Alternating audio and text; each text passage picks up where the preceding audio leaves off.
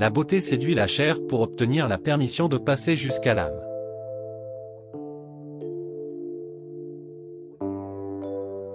L'attention est la forme la plus rare et la plus pure de la générosité. Il est donné à très peu d'esprits de découvrir que les êtres et les choses existent.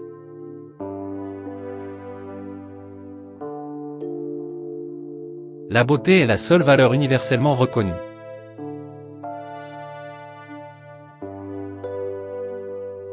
Il n'y a ici-bas, à proprement parler, qu'une seule beauté, c'est la beauté du monde. Les autres beautés sont des reflets de celle-là, soit fidèles et pures, soit déformées et souillées, soit même diaboliquement perverties.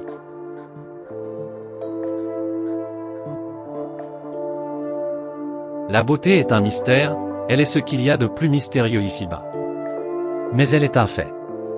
Tous les êtres en reconnaissent le pouvoir, y compris les plus frustes ou les plus vils, quoique fort peu en possèdent le discernement et l'usage.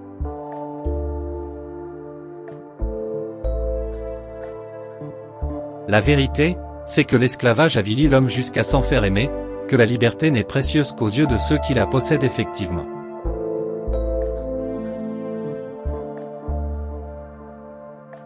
L'enracinement est peut-être le besoin le plus important et le plus méconnu de l'âme humaine.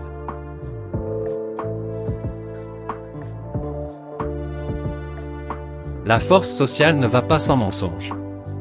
Aussi tout ce qu'il y a de plus haut dans la vie humaine, tout effort de pensée, tout effort d'amour est corrosif pour l'ordre.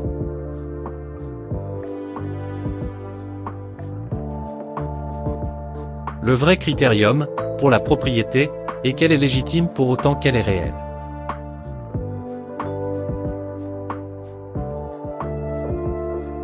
Il n'y a aucune possibilité de satisfaire chez un peuple le besoin de vérité si l'on ne peut trouver à cet effet des hommes qui aiment la vérité.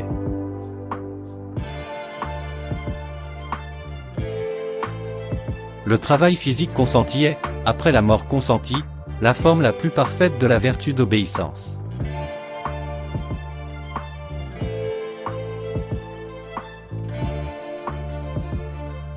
Le travail physique constitue un contact spécifique avec la beauté du monde, et même, dans les meilleurs moments, un contact d'une plénitude telle que nul équivalent ne peut se trouver ailleurs.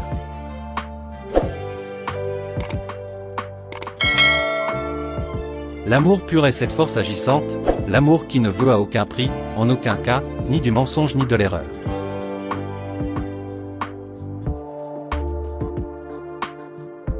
Ce qui permet de contempler la nécessité et de l'aimer, c'est la beauté du monde. Sans la beauté, ce ne serait pas possible.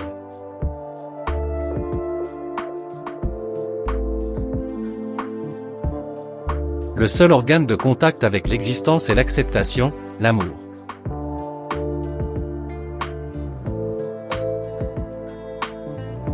Le peuple a besoin de poésie comme de pain. Non pas la poésie enfermée dans les mots, celle-là, par elle-même, ne peut lui être d'aucun usage. Il a besoin que la substance quotidienne de sa vie soit elle-même poésie. Dans notre société, la différence d'instruction produit, plus que la différence de richesse, l'illusion de l'inégalité sociale.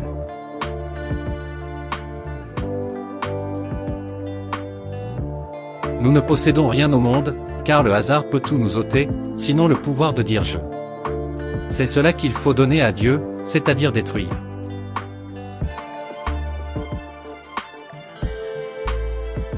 L'extrême pureté peut contempler le pur et l'impur, l'impureté ne peut ni l'un ni l'autre, le premier lui fait peur, le second l'absorbe.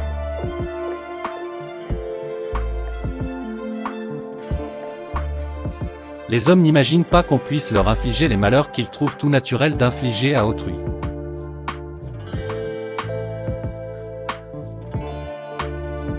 Il faut aussi que le crime d'improbité envers l'État chez les hommes publics soit effectivement puni plus sévèrement que le vol à main armée.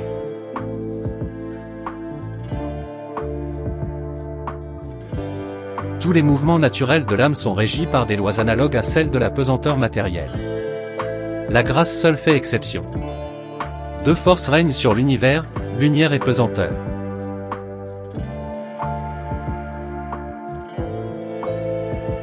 L'objet de la recherche ne doit pas être le surnaturel, mais le monde. Le surnaturel est la lumière, si on en fait un objet, on l'abaisse.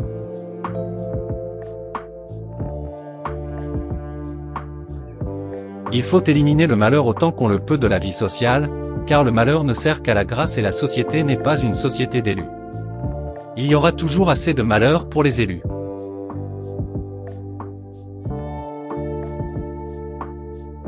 Considérez toujours les hommes au pouvoir comme des choses dangereuses.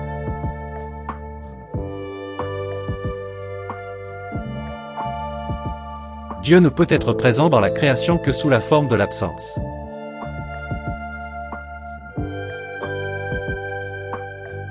Aimer purement, c'est consentir à la distance, c'est adorer la distance entre soi et ce qu'on aime.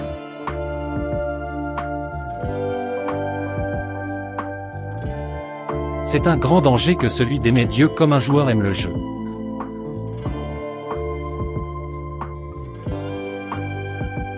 Quiconque prend l'épée périra par l'épée.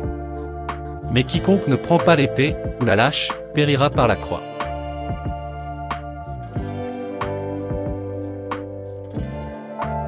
S'abaisser, c'est monter à l'égard de la pesanteur morale. La pesanteur morale nous fait tomber vers le haut.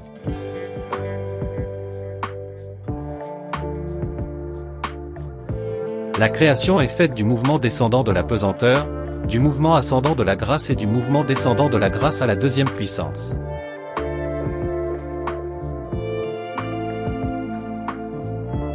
Frapper ou être frappé, c'est une seule et même souillure.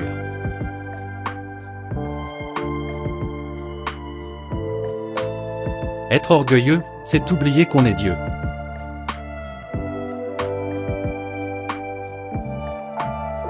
Une très belle femme qui regarde son image au miroir peut très bien croire qu'elle est cela.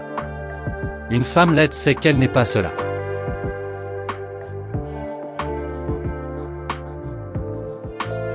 Quand on a péché par injustice, il ne suffit pas de souffrir justement, il faut souffrir l'injustice.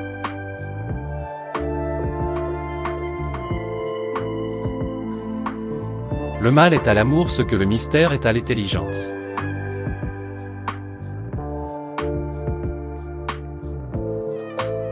L'obéissance à un homme dont l'autorité n'est pas illuminée de légitimité, c'est un cauchemar.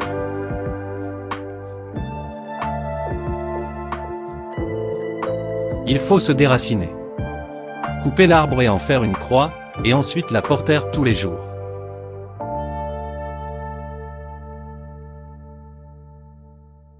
Et si on conçoit la plénitude de la joie, la souffrance est encore à la joie comme la faim à la nourriture.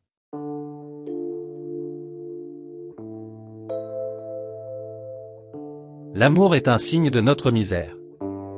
Dieu ne peut aimer que soi. Nous ne pouvons aimer qu'autre chose.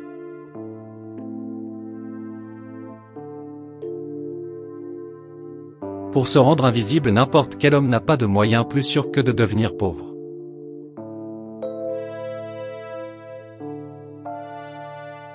De même, il faut aimer beaucoup la vie pour aimer encore davantage la mort.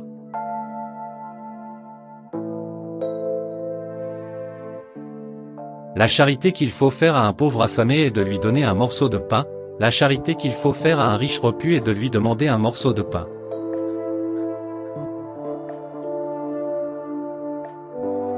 On pense aujourd'hui à la révolution, non comme à une solution des problèmes posés par l'actualité, mais comme à un miracle dispensant de résoudre les problèmes.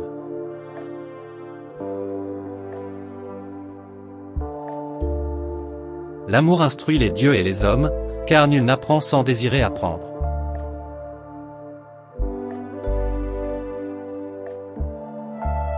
Dans le domaine de l'intelligence, la vertu d'humilité n'est pas autre chose que le pouvoir d'attention.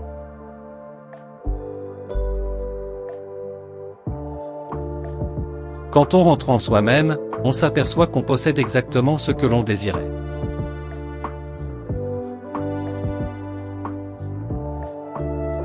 L'enfer est du néant qui a la prétention et donne l'illusion d'être.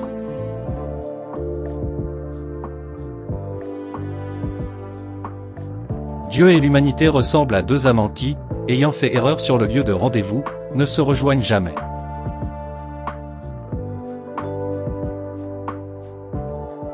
L'avenir ne nous apporte rien, ne nous donne rien, c'est nous qui, pour le construire, devons tout lui donner notre vie elle-même.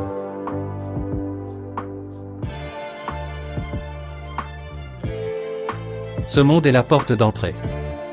c'est une barrière. Et, en même temps, c'est le passage.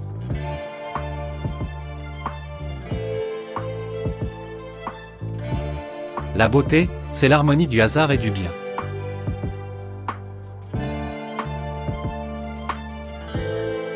L'homme voudrait être égoïste et ne peut pas.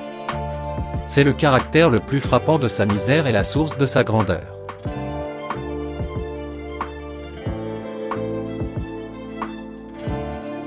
Dieu ne juge pas, par lui les êtres se jugent.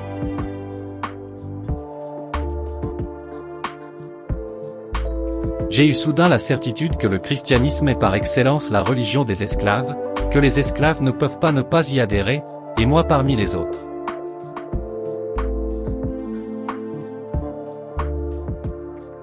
On meurt pour ce qui est fort, non pour celui qui est faible. Mourir pour ce qui est fort fait perdre à la mort son amertume.